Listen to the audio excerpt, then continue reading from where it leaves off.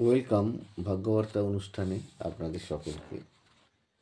দেখুন, বিবাহিত জীবনের পার্টটা কিন্তু বিশেষ গুরুত্বপূর্ণ। তার কারণ হচ্ছে অনেকটা বছর কিন্তু আমাদের এই দিকে এগিয়ে যেতে হয় জীবিত অবস্থায়। তো যাই হোক, দেখুন, গরিব সবার আগেই কিন্তু বিয়ে করে ফেলে।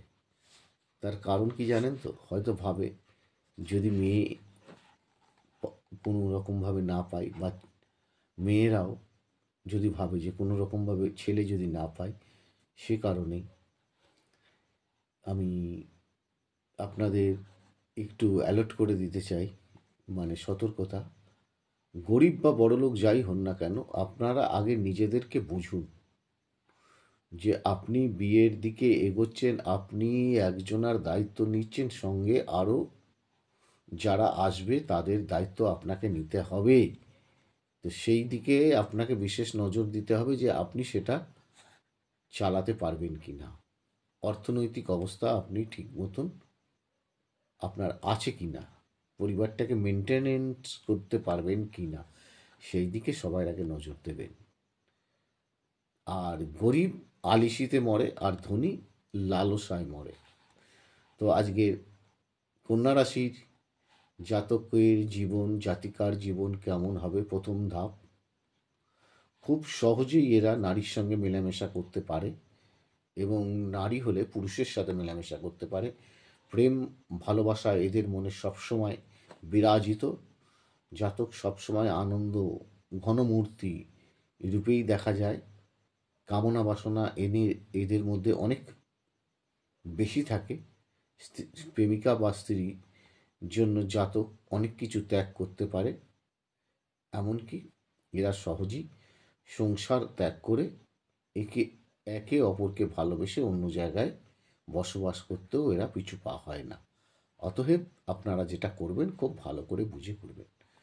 তুলা রাশির ম্যারেজ লাইফ, বিবাহিত জীবনে সুখের হয়, স্ত্রী সুন্দরী বিদুষী হয় ও কামনা বাসনা বিশেষভাবে থাকে। দাম্পত্য জীবনে জাতকের স্ত্রী একান্তভাবে তার স্বামী তার পুরুষকেই পেতে চায়। তবে বিশেষ ক্ষেত্রে দেখা যায় কি, এদের যদি কোনো রকমভাবে কামনা বাসনা পূরণ না হয়, তাহলে এরা একটু ব্যভিচারী হওয়ার সম্ভাবনা থেকে যায়। ওভারঅল অন্যান্য প্ল্যানেট পজিশন দেখার দরকার আছে, দেখে তারপরে বিচার্য প্রয়োজন আছে। এদের জীবনে সবসময় একটা জিনিস থেকে যায়, যেটা হচ্ছে অপোজিট নারী বা পুরুষের প্রতি একটা আকর্ষণ থেকে যায়, কিন্তু সবাইয়ের ক্ষেত্রে নয়। যেহেতু এখানে শুক্র গ্রহ, এটা হচ্ছে একটা তরল গ্রহ এবং খানিকটা উত্তপ্ত গ্রহ। তো যাই হোক, বৃশ্চিক রাশির চন্দ্র এই রাশিতে দুর্বল থাকায় জাতকের যৌন আকর্ষণ প্রবল থাকে। স্ত্রীকে নিজের কুষ্টিগত এরা করে রাখার চেষ্টা করবে, এবং স্ত্রীও স্বামীকে অন্যের সাথে মেলামেশা করতে দেবে না। বিবাহিত জীবনে মোটামুটি সুখের হয়, তবে পাপগ্রহের যোগাযোগে অনেক সময় বিবাহিত জীবনে অশান্তি ঘটতে পারে।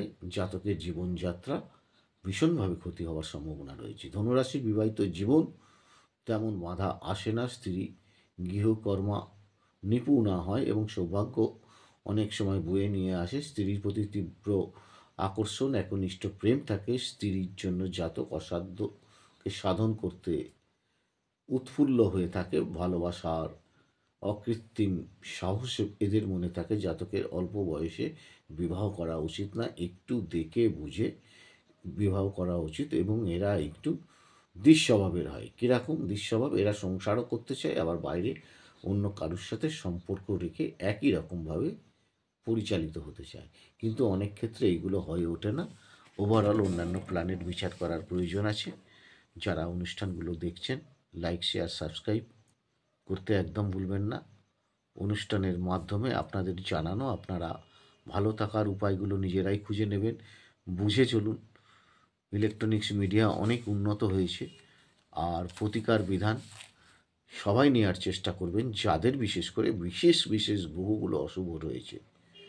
অনুষ্ঠানের মাধ্যমে আপনাদেরকে জানানো। লাইক শেয়ার সাবস্ক্রাইব করুন। ভালো থাকুন। ঈশ্বর আপনাদের সকলের মঙ্গল করুন।